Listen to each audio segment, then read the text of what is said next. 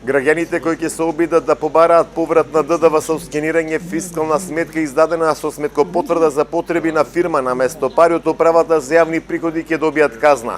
Од УЈП појаснуваат дека со таквите сметки издадени за набавка на гориво, канцелариски материјали и слично, компаниите си бараат и добиваат поврат на ДДВ.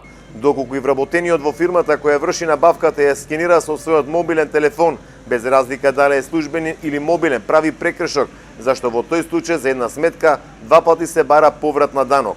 Од УЈП не прецизираат колкави се казните, но велат дека имаат начин да откријат кога една сметка е користена за двоен поврат на ДДВ. Доколку некому му се случи да скенира таква сметка, сега добива шанса да ја поправи грешката.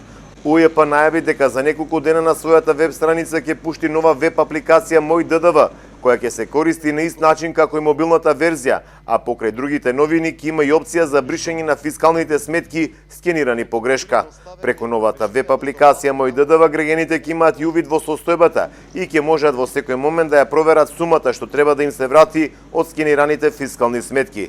Освен фискалните сметки, за кои кон правно лице се издава сметкопотврда, фактура или друг документ, не треба да се скенираат и сметките кои ги издава трговец поединец, физичко лице кој врши самостојна дејност и физичко лице регистрирано со цели на ДДВ.